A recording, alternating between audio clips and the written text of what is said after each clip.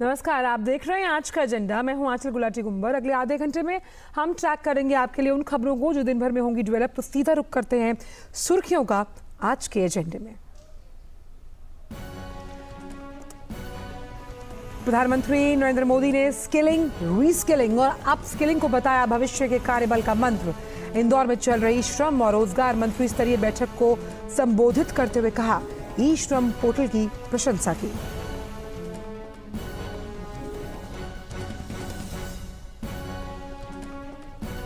संसद के मानसून सत्र का आज दूसरा दिन। दोनों सदनों में अहम विधायी कार्य सूचीबद्ध।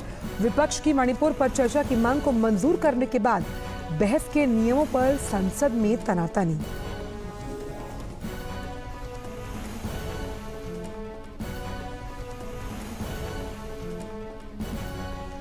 श्रीलंका के राष्ट्रपति रणिल विक्रमसिंघे आज प्रधानमंत्री मोदी के साथ करेंगे मुलाकात। द्विपक्षीय मुद्दों पर करेंगे चर्चा। राष्ट्रपति द्रौपदी मुर्मू से भी है मुलाकात का कार्यक्रम।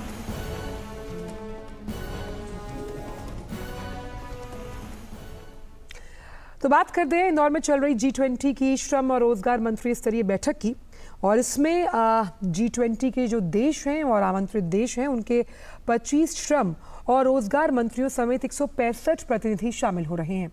प्रधानमंत्री ने बैठक को वीडियो संदेश के जरिए अभी कुछ ही देर पहले संबोधित किया है। प्रधानमंत्री ने स्किल के महत्व पर जोर देते हुए कहा, स्किलिंग, रीस्किलिंग और अपस्किलिंग भविष्य के कार्यबल का मंत्र है।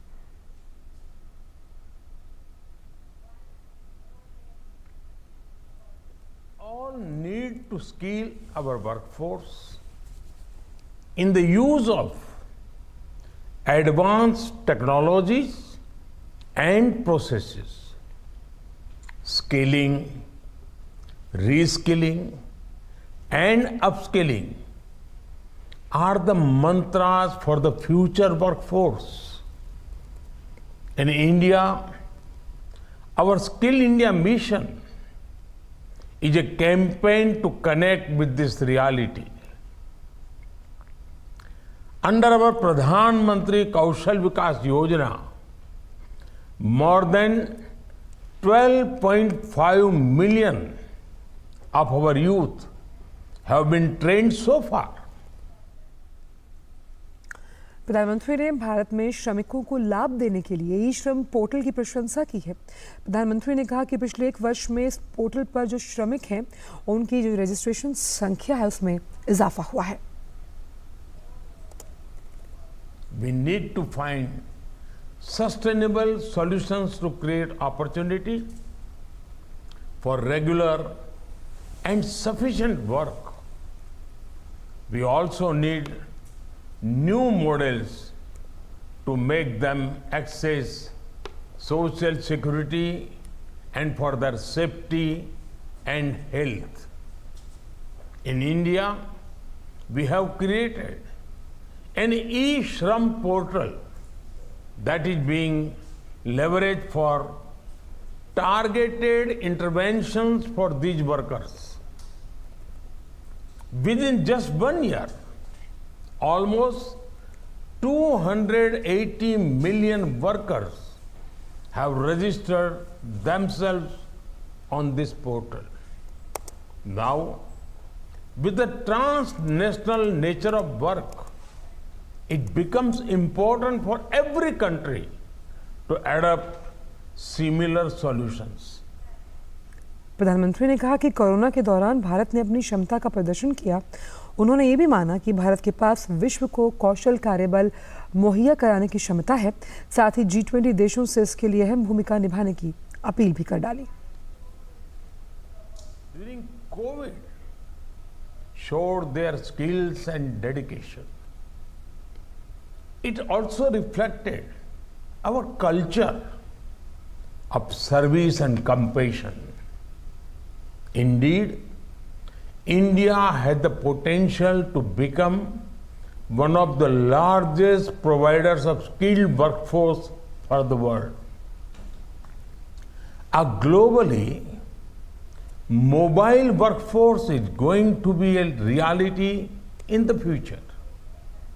Therefore, it is now time to globalize the development and sharing of skills in the true sense.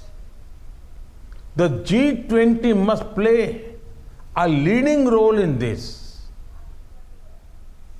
और इसी बड़ी खबर पर बात करने के लिए ख़ासतौर पर जो प्रधानमंत्री ने अभी वीडियो संदेश दिया है, हम जानेंगे और बहुत कुछ। इंदौर से जुड़ रहे हैं हमारे संवाददाता आदित्य श्रीवास्तव। आदित्य, जिस तरह से कार्यबल की क्षमता का जिक्र प्रधानमंत्री ने किया और ये भी कहा कि विश्व को इस क्षमता से परिचय कराने का जो मादा है वो भारत में है, ये बहुत अहम है, क्योंकि वर्कफोर्स को कैसे हम वैश्विक पटल पर पहचान दिला सकते हैं, भारत के लिए वो एक अग्रणी दूत बन सकता है उसकी आर्थिक प्रगति में।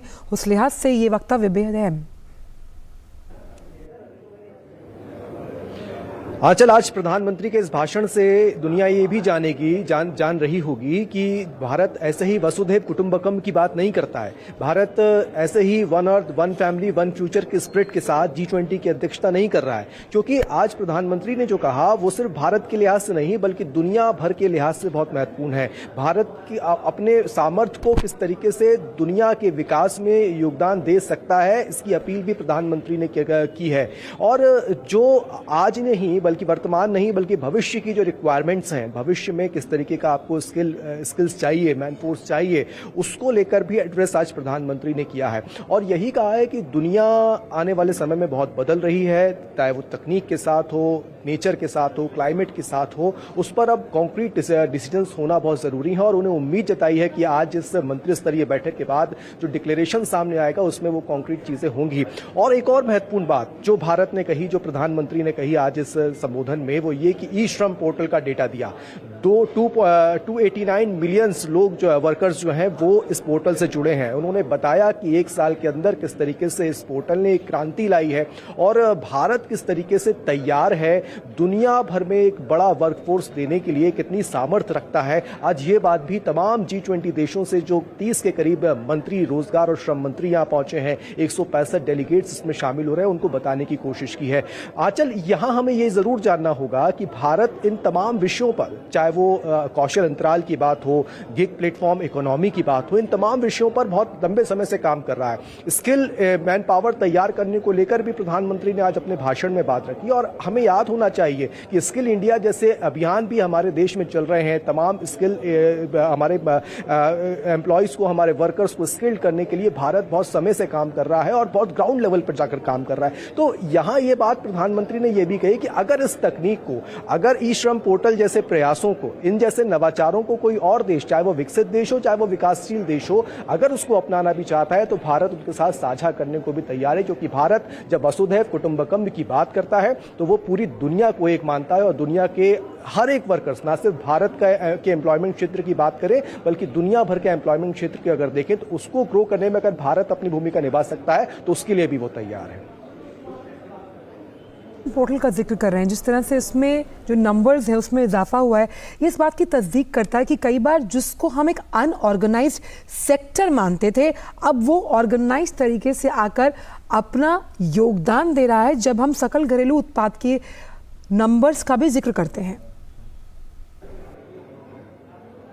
देखिए, भारत $5 ट्रिलियन की इकोनॉमी की तरफ आगे बढ़ रहा है और भारत ये बहुत अच्छे से जानता है कि हर क्षेत्र को एड्रेस किए बिना ये संभव नहीं है। कोई भी क्षेत्र हो, चाहे वो संगठित क्षेत्र हो चाहे असंगठित क्षेत्र हो, और चाहे वो एग्रीकल्चर हो चाहे एजुकेशन हो, तमाम क्षेत्र को एड्रेस करना बहुत इंपॉर्टेंट है और इसकी वजह से ही हम $5 ट्रिलियन की इकोनॉमी तक पहुंचेंगे। आज हम टॉप 5 में हैं, आने वाले समय में हम टॉप 3 की संकल्पना कर रहे हैं और उस टारगेट को अचीव करने पर काम कर रहे हैं। लिहाजा ई श्रम पोर्टल एक बहुत महत्वपूर्ण योगदान का जो फिगर प्रधानमंत्री ने दिया कि 289 मिलियन लोग जो हैं वो इससे जुड़ चुके हैं और उनको एक मुख्य धारा में लाने की कोशिश की गई है। ये तमाम वो प्रयास थे। याद करिए, कौशल विकास को लेकर अगर बात करें, तमाम कौशल केंद्र जो है वो भारत में खुले हैं। स्किल इंडिया अभियान के तहत हर साल बजट में उसको पैसा उसमें बढ़ाया जाता है, जमीनी स्तर तक उसको ले जाने के प्रयास किए जाते हैं। तो आंचल, ये वो प्रयास हैं भारत के, जो रीस्किलिंग अपस्किलिंग की जो बात भी हो रही है और तमाम अलग अलग वर्किंग ग्रुप्स में जिस तरीके से काम चल रहा है ना, उस तमाम तमाम अलग अलग वर्किंग ग्रुप्स में भी इन विषयों को एड्रेस किया जा रहा है। और आंचल, आपको साल 2014 पे लेके जाना चाहूंगा।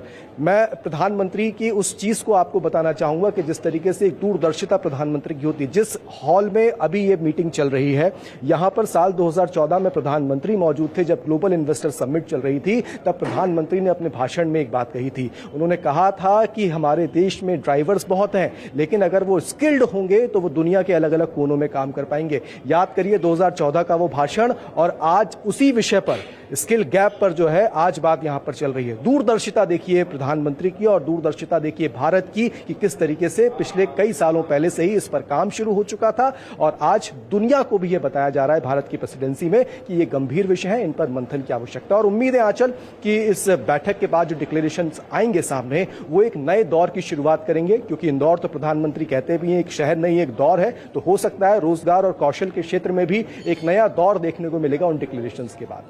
रीस्किलिंग अपस्किलिंग की बात कर रहे हैं यहाँ पर आदित्य, तो यहाँ पर किस तरह से जो कॉमन सर्विस सेंटर्स हैं, या फिर हम ये कहें कि जो प्रशिक्षण केंद्र जो युवाओं को प्रशिक्षण देते हैं, उनका रोल बहुत अहम हो जाता है। किस तरह से इसका दायरा बढ़ाया जाएगा, खास तौर पर टियर 1 टियर 2 सिटीज़ में, जहाँ पर हम मानते हैं कि पलायन एक बहुत बड़ा मुद्दा है? बिल्कुल इस मुद्दे को भी एड्रेस लंबे समय से किया जा रहा है आंचल, क्योंकि हमें ये देखना होगा कि हमारा एक बहुत बड़ा वर्कफोर्स है जिसको समय के साथ ट्रेनिंग्स की आवश्यकता है, और उस पर अलग अलग समय पर देखें तो बहुत माइक्रो लेवल पर जाकर काम हो रहा है, और हर क्षेत्र में जाकर उसको गंभीरता से लिया जाए। तमाम CSC सेंटर्स जो हैं वो हमारे यहाँ चल रहे हैं, और तमाम कौशल विकास केंद्र भारत में बहुत ज़मीनी स्तर पर अब काम कर रहे हैं, ऐसी जगहों पर काम कर रहे हैं, रिमोट एरियाज जहां उम्मीद नहीं की जा रही थी। बहुत टेक्निकल एक वर्कफोर्स जो है वो भारत तैयार कर रहा है, और ये बड़े शहरों में ही नहीं, बिल्कुल आप सही कह रहे हैं कि टियर 1 टियर 2 के अलावा जो आप नीचे आएंगे, बहुत ग्रामीण स्तर पर भी हम मध्य प्रदेश में देख रहे हैं बहुत बेहतर तरीके से इस ओर काम हो रहा है। ये वही मध्य प्रदेश का इंदौर शहर है, आर्थिक राजधानी है, जहां स्टार्टअप्स के क्षेत्र में भारत ने बहुत अच्छा काम किया है, इंदौर ने बहुत अच्छा काम किया है। 800 से ज्यादा स्टार्टअप्स तो ऐसे हैं जो इंदौर में ही अपना एक बड़ा रोल अदा कर रहे हैं, और दुनिया भर में एक नई पहचान बना रहे हैं। तो ये इंदौर इनोवेशंस के लिए, स्टार्टअप्स के लिए, आइडियाज के लिए तो जाना जाता ही है, लेकिन जिस तरीके से भारत के अलग अलग कोनों में हमारी कौशल क्षमताओं को बढ़ाने के लिए कौशल विकास केंद्रों में काम चल रहा है आंचल, ये भी एक बहुत बड़ा एड ऑन का काम कर रहा है हमारे इस मिशन को लेकर अगर देखें तो। नज़र बनाए रखिएगा। हम जानते हैं कि आज अंतिम और तीसरा दिन है, और ख़ास तौर पर जिन जायकों का आप जिक्र कर रहे थे, तो उम्मीद करते हैं कि सुगंध हम तक भी पहुंचेगी जब शाम को वो तैयार होंगे। बहुत बहुत शुक्रिया इन तमाम जानकारियों को हमसे साझा करने के लिए। तो ये तो बात हुई G20 की इस बैठक को लेकर जो कि इंदौर में चल रही है, रोजगार से जुड़ी हुई। लेकिन अब बात करते हैं संसद के मानसून सत्र की, जिसका आज दूसरा दिन है। लोकसभा में आज कई विधायी कार्य सूचीबद्ध हैं। राष्ट्रीय परिचर्या और प्रसूति विद्या आयोग विधेयक 2023 को पेश किया जाएगा। स्वास्थ्य मंत्री मनसुख मांडविया आज इसे पेश करेंगे। वहीं राष्ट्रीय दंत चिकित्सा आयोग विधेयक 2023 भी पेश किया जाएगा। इसके साथ ही संविधान अनुसूचित जातियां और आदेश संशोधन विधेयक 2023 भी सदन के पटल पर पेश किया जाएगा। पर्यावरण मंत्री भूपेंद्र यादव जैव विविधता अधिनियम 2002 में संशोधन से जुड़ा विधेयक पेश करेंगे। वहीं राज्यसभा में आज गैर सरकारी सदस्यों का विधान कार्य है। उच्च सदन में आज वक्फ निरसन विधेयक 2022 को पेश किया जाएगा। वहीं लोक प्रतिनिधित्व विधेयक 2022 भी पेश होना है। इससे पहले कल केंद्रीय मंत्री अनुराग सिंह ठाकुर ने सिनेमेटोग्राफ संशोधन बिल 2023 सदन में पेश किया। 2019 का पुराना बिल वापस ले लिया। नए बिल में पायरेसी को रोकने के लिए प्रावधान किए गए हैं। और गुरुवार को संसद के मानसून सत्र से पहले ही दोनों सदनों में कांग्रेस सहित तमाम विपक्ष के दलों ने हंगामा किया। विपक्षी दल नियम 267 के तहत मणिपुर के हालात पर चर्चा की मांग करने लगे। तो पार्लियामेंट प्रोसीडिंग्स किस तरह से रहने वाली है, इस पर बात करने के लिए हमारे संवाददाता अनुज यादव हमारे साथ जुड़ गए। अनुज, कल हमने जिस तरह देखा कि नियमों की तनातनी को लेकर एक अड़ियल रवैया था विपक्ष का, आज क्या सुगबुगाहट आप सुन पा रहे हैं संसद के गलियारे से? देखिए आंचल, सबसे बड़ी बात यही है, जिस तरीके से आपने भी कहा कि काफी महत्वपूर्ण बिल हैं जो आज संसद के दोनों सदनों में ही पेश किए जाने हैं। इसके अलावा आज प्राइवेट मेंबर बिल डे भी होता है शुक्रवार के दिन, जो सांसद हैं वो अपने निजी विधेयकों को भी पेश करते हैं। लेकिन सबसे बड़ी बात यही है कि मणिपुर की घटना को लेकर जिस तरीके से विपक्ष अड़ा हुआ है, आप जो नियम है, नियमों के बीच में आखिर क्यों फंसा हुआ है विपक्ष, ये एक सबसे बड़ा सवाल है। जब सरकार ने इस बात को साफ तौर पर कह दिया है कि वो अल्पकालिक चर्चा के लिए नियम 176 के तहत वो तैयार है और वो इस चर्चा को निश्चित तौर पर कराने के लिए तैयार है और इसमें गृह मंत्री दोनों सदनों में जवाब भी देंगे। लेकिन इसके बावजूद कल भी यही बात दिखाई दी थी और आज भी यही बात दिखाई दी है कि विपक्ष की तरफ से, खास तौर से कांग्रेस की तरफ से आज फिर से कार्य स्थगन के नोटिस दिए गए हैं। विपक्ष चाहता है कि जो आज सूची है, जो कार्य की सूची है, इतने सारे आपने भी विधेयकों के बारे में बताया, इनको स्थगित कर दिया जाए। जो प्रश्न काल है, जो काफी महत्वपूर्ण होता है, देश भर के सवाल सांसदों के माध्यम से उठाए जाते हैं, वो उसको स्थगित करने की लगातार बात कर रहा है। ऐसे में सरकार ने यही कहा है कि जो पहले से सूचीबद्ध कार्य हैं उनको तो पूरा करने दिया जाए, सवाल जो है वो सांसदों की तरफ से रखे जाएं, प्रश्नकाल को चलने दिया जाए और नियम 176 के तहत सरकार चर्चा कराने को तैयार है।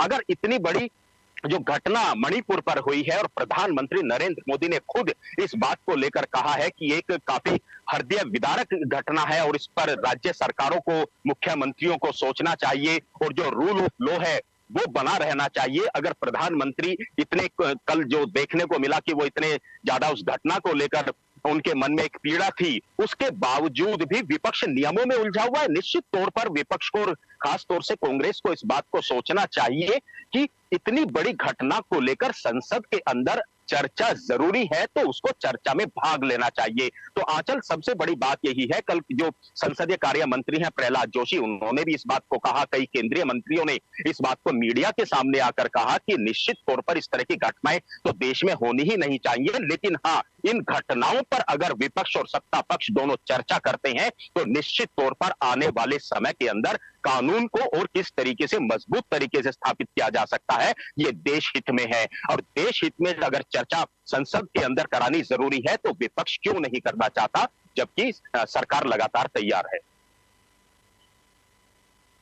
अनुज, आप कई बार संसद की इन तमाम जो सेशंस इनको कवर करते आए हैं कि प्रधानमंत्री हमेशा सत्र शुरू होने से पहले कहते हैं कि जितना ज़्यादा चर्चा होगी उतने दीर्घकालिक और सकारात्मक परिणाम होंगे, और कुछ विषय ऐसे होते हैं जहां पर आपको राजनीतिक सोच से ऊपर उठकर काम करना चाहिए, लेकिन ये संदेश भी शायद कानों तक नहीं पहुंच रहा विपक्ष के, और एक सशक्त विपक्ष का उदाहरण नहीं पेश कर रहा वो।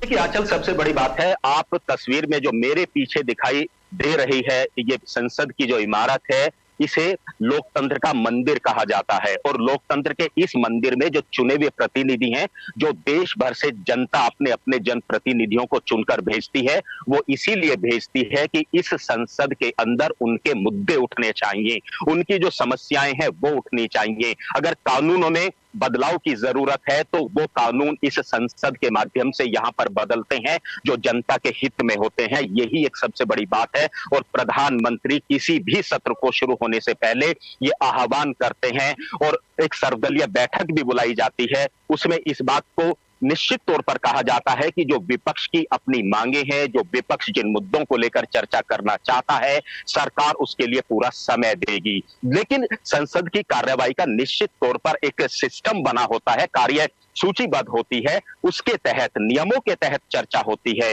लेकिन हर सत्र के अंदर यही देखा गया है कि इतने महत्वपूर्ण सत्र जो होते हैं उसमें जो विपक्ष है वो सिर्फ उसके हंगामे की भेंट चढ़ जाते हैं। और पूरे देश की जनता इन तस्वीरों को जब देखती है तो निश्चित तौर पर बड़ा दुख होता है कि किस तरीके से जिस लोकतंत्र की मजबूती की बात सब लोग करते हैं, उस लोकतंत्र की यहाँ पर निश्चित तौर पर एक धज्जियां जो है वो विपक्ष के लोग जो है उड़ाते हुए दिखाई देते हैं। कई बार तो सदन के अंदर स्पीकर के सामने तख्तियां लेकर आते हैं, जब मंत्री किसी महत्वपूर्ण सवाल का जवाब दे रहे होते हैं उनको बोलने नहीं दिया जाता है। इन सब चीजों से बचा जाए, यही प्रधानमंत्री नरेंद्र मोदी की हर बार विपक्ष के साथ अपील रहती है। लेकिन इन अपीलों का विपक्ष के ऊपर बहुत ज्यादा असर इसलिए नहीं दिखाई देता क्योंकि वो हर मुद्दे पर सिर्फ राजनीति करना चाहते हैं। इस तरह की बातें लगातार सरकार बिल्कुल, और इसीलिए सभापति भी कल कह रहे थे राज्यसभा के कि संसदीय नियमों के तहत ही कार्य होना चाहिए जब हम बात चाहे राज्यसभा की करें या लोकसभा की। बहुत बहुत शुक्रिया अनुज। आज तो मानसून सत्र का दूसरा दिन है, तो लगातार जो हमारे तमाम पार्लियामेंट रिपोर्टर्स हैं, अनुज उन्हीं में से एक है, हम उनसे लगातार अपडेट्स लेते रहेंगे। लेकिन अब बात कर लेते हैं श्रीलंका के राष्ट्रपति रणिल विक्रमसिंघे की, जो भारत के 2 दिवसीय दौरे पर हैं। श्रीलंका के राष्ट्रपति आज राष्ट्रपति द्रौपदी मुर्मू से भी मुलाकात करेंगे और प्रधानमंत्री नरेंद्र मोदी से भी द्विपक्षीय वार्ता होनी है। दोनों देशों के बीच परस्पर हित के विभिन्न मुद्दों पर चर्चा होगी। इसके साथ ही दोनों देशों के बीच समझौता ज्ञापनों पर भी हस्ताक्षर होगा। श्रीलंका में राष्ट्रपति का पद संभालने के बाद भारत की उनकी ये पहली यात्रा है। विक्रमसिंघे की इस यात्रा का उद्देश्य दोनों देशों के बीच लंबे समय से चले आ रहे द्विपक्षीय संबंधों को और आगे बढ़ाना और मजबूत करना है। ये यात्रा ऐसे समय में हो रही है जब दोनों देश इस साल राजनयिक संबंधों की स्थापना की 75वीं वर्षगांठ मना रहे हैं। और इससे पहले कल हमने देखा कि श्रीलंका के राष्ट्रपति विक्रमसिंघे ने विदेश मंत्री डॉक्टर एस जयशंकर से मुलाकात की और ये उम्मीद जताई कि विक्रमसिंघे की यात्रा दोनों देशों के संबंधों को और मजबूत करेगी और भारत की नेबरहुड फर्स्ट और सागर नीतियों को आगे बढ़ाएगी। और इसी पर चर्चा करने के लिए हमारे साथ हमारी संवाददाता मेघना देव जुड़ गई है। मेघना, जिस बात को हमने नया सवेरा में छोड़ा था उसी से आगे लेकर चलते हैं आज के एजेंडे में कि किस तरह से टूरिस्ट स्पॉट, जिसको हम मानते हैं कि बहुत अहम है श्रीलंका, उस लिहाज से पर्यटन की हम सेक्टर को और आगे बढ़ते हुए कैसे देख सकते हैं, भारत कैसे मददगार साबित हो सकता है श्रीलंका के लिए और खास तौर पे ये दौरा।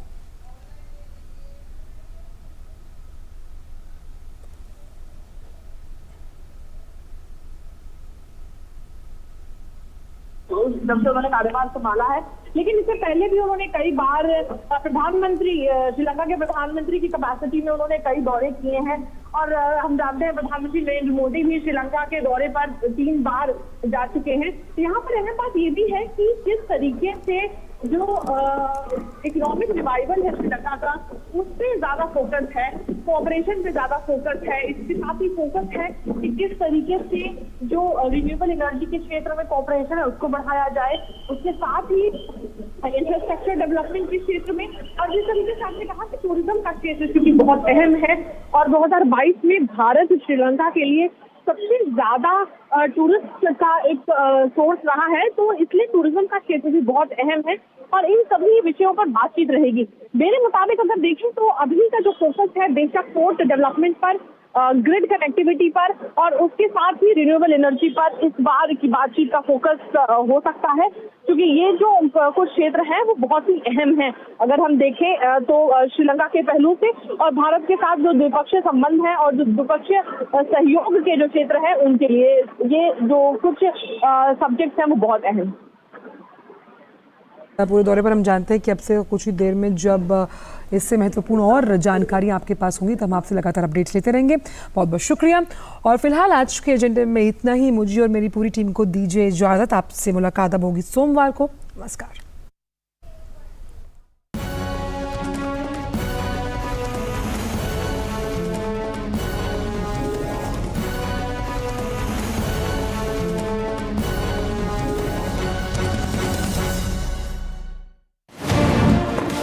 दुनिया की बिसात